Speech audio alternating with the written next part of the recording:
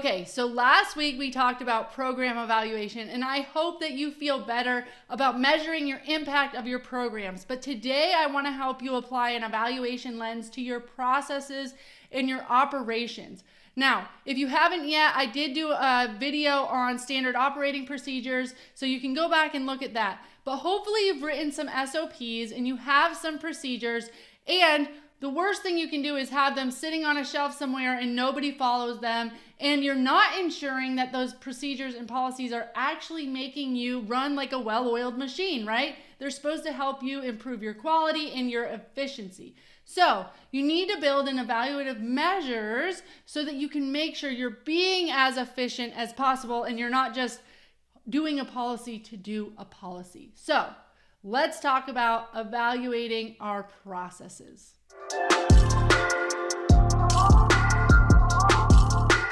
Welcome to episode 15 of the Harvesting Results Show, where I help you serve others by giving you tools, resources, advice so that you can nurture your roots to harvest the fruits of all that hard work and dedication you have for your unique cause. I'm Rebecca Britt, your host, and today we are talking about process evaluation, okay? So there's program evaluation, which really matters because that's going to help you demonstrate your impact of what you do. Are your programs really achieving the result that you're trying to achieve? But there's all these internal processes you have, and if you are not evaluating those, then you may be missing out on making sure that you're running more efficiently and at a higher quality, right? Okay, so if you haven't yet snagged your free class to the master's class of top 3 mistakes that nonprofit startups make, I want you to go grab that. It's my gift to you. It's at catulo.com/startup. Okay, so today we're talking about process evaluation. So what are processes good for? Processes help us be efficient and they help us maintain quality of our services. And even if you don't have any SOPs written out and you're like, we don't have any policies or procedures, we don't have any processes. Well, you do, because you do things in your organization. You have a set way that you do things. They may not be written out, but you do stuff. You have a way of working. You have a way of working together in your organization, and those are your processes. You should get those written out in a way that you think upholds the highest quality and efficiency. And again, you can go back and watch that SOP video. But the first thing that you want to do to evaluate your current processes is, what am I going to say? Step back, define your goal. Every process needs to have a goal, right? Because why do we do things? I'm sure we have all been part of organizations or places of work where we have a policy, but we have no clue why we do them. It's just the way that we do them. We never ask the question of like, why do we set the chairs up this way? But it was just the way that everybody did them, so it's the way that we do them. That's not why we want procedures. We don't want procedures just to do them a certain way. Not only do we want to do them in an intentional way, but we want all of the people that are following these processes and procedures to know why they do them that exact way. So this can help with some onboarding training when you're teaching people about your SOPs. Make sure that you have a goal. Why must we do things this way? Maybe you are upholding your value of empathy by responding to everybody with a smile and with, oh my goodness, I'm so sorry you're going through this. Like whatever the general language is, you say, this procedure is written so that we uphold our value of empathy. And then the procedure has to do with how you respond to emails to your community. Okay, so the goal can be pretty easy of why you need to do it. So now that you have the actual process, right, you have it written out and you have the why you need to do it that way, you have the goal, you need to develop a process for you to see how it is done in real life. So I'm sure that you have worked somewhere in the past where when you're getting trained, they say, oh, well, technically we're supposed to do it like this, but we don't actually do it that way. We just go the easy way. And there's a bunch of staff that have creative workarounds because the policy doesn't actually match what makes sense or is reasonable. So you need to make sure that your policies are reasonable. And one way you do that is by evaluating them. And one way you evaluate them is figuring out how you can watch the process happen in real life. Now, you can do this by doing checklists. So having a checklist for somebody to follow a procedure. Did they do this, and actually go down the actual checklist and see if they did all of the things. You can observe people. So actually observe it, how it's happening. Look at the policy and procedure and then try to do it. Does all the steps make sense? Is it the most efficient way to do it? Is there a more efficient way to do it? Could we change the policy and the procedure to actually match what we do? Okay? So starting with what you do is really where you want to go. Okay? Or you can observe how your staff or your volunteers or yourself, observe how you do things so that you can see if it matches what you said you should do. And if it doesn't match, does it need to, because you're breaking down quality and you need to go back to, we need to uphold this policy the way it's written? Or is it like, let's just change it so that it matches what we actually do, because what we do is pretty darn great. And this is really what can help, when you have volunteers or staff, a lot of times they make things more efficient than you. They knew a better way. And so you go, you know what, Sally, I noticed that you don't do this the way the policy is written, but it looks like you found a pretty cool way to do it. I'm going to learn from you, and I'm going to adjust the policy to be the way that you do it so that we're going to be more efficient, because I see that the quality is still the same even if we cut out these things. This also helps people feel a more sense of ownership over their role there, because you're like, hey, I noticed that you had something valuable to contribute, and we're going to change the whole way we do things because of you. So giving that feedback is really, really important. Another way that you can evaluate your processes is just by gaining feedback. Ask people, have conversations, say, does this process work? Is there a better way that we could do this? Are we upholding the quality that we say we should uphold? So a lot of times something comes up, we might say, okay, to support emails, we have to respond within 24 hours. But by responding within 24 hours, we're starting just like, hey, sorry, you have a support issue. We'll be back to you within 48 hours. Okay, so now you get to say that you respond to everybody within 24 hours, but you don't do it in a very empathetic way, and you have lost all of your quality, right?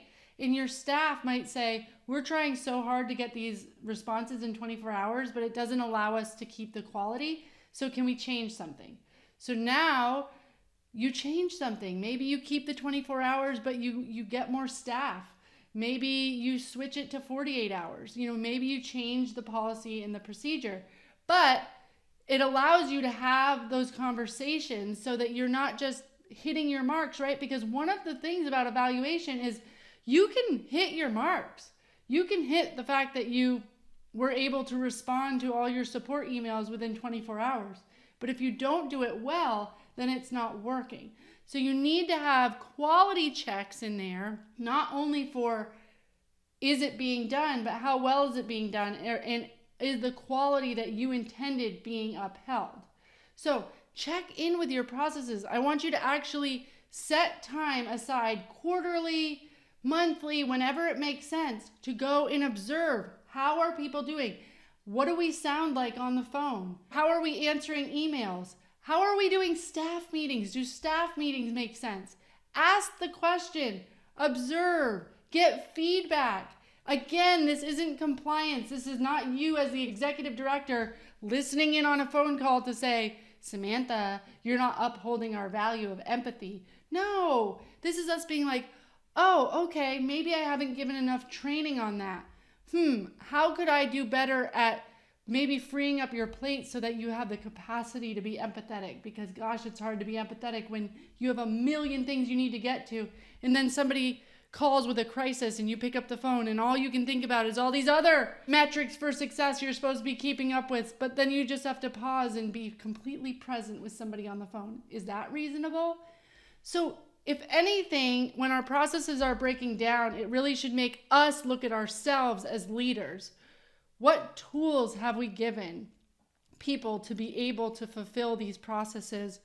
How much feedback have we gotten from them? We have all worked somewhere probably where it seems like the person that made the policy or the procedure has never actually done the job. So one of the best ways that you can evaluate your processes and procedures is do it. You pick up the phone next time. You talk to somebody. You figure out, how do you uphold that standard of empathy? You write the emails. You go through your checklist of what you said somebody should do. Is it completely crazy that you need to copy and paste everything and add it to this Google Sheet and then you need to loop in another staff member?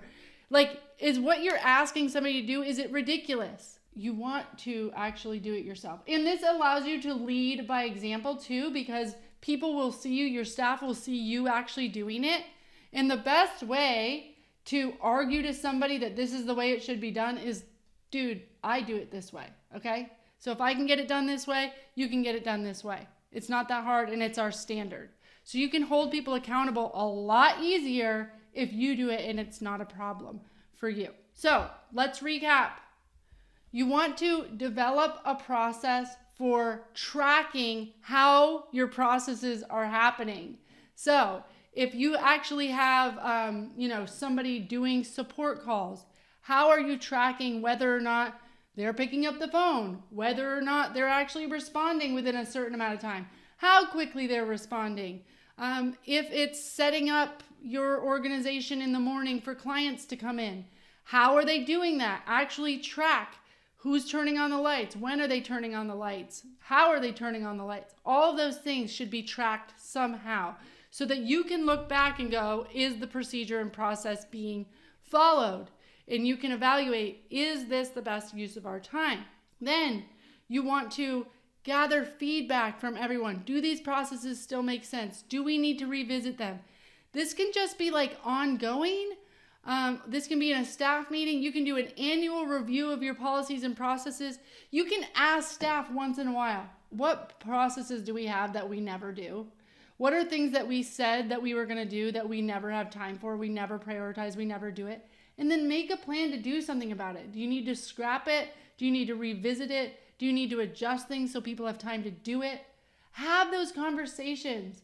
But people get frustrated by processes. Staff and volunteer get frustrated by things that don't work right, communication breakdowns. These are all things that can eat your organization from the inside out and really cause culture issues. And the best antidote to culture issues is communication. So talk about it. Ask them to offer feedback. And you know what? You don't need to have all the solutions. If they're like, it sucks that we have to do this, it doesn't make any sense, then say, heard that. What do you think would work? They will probably have the best solutions. And then you're like, well, I can't allow you to come in at 10 a.m., but maybe we could ... and have a conversation about how this is going to work for everyone, okay? And then as an executive director, you can also say, guys, this is why we do it this way. And if you really need to uphold, no, this is the way it's done, sorry, your feedback isn't going to be taken into account, then you can say, this is why we do it the way, and get them bought back into the mission and the standard and the quality.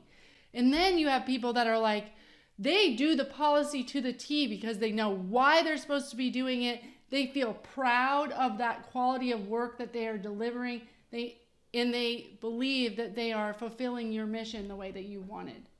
So those are your jobs, okay? As an executive director, you have to not just set the policy, you have to evaluate the policy, you have to get people bought into the way you do things and why, and then you need to be flexible and you need to be nimble and ready to take on feedback and do things better and more efficient and with more quality if you need to change those things, okay? Don't want to be rigid. Do not forget to grab your free master's class at catullo.com/startup. And in the comments, let me know what's a process that you recently revamped. What's a process that you were like, we tried this and we realized it wasn't working at all, and so we switched it to this, okay? I want to hear about all your revamped policies. All right, guys, I hope this was helpful. See you next week.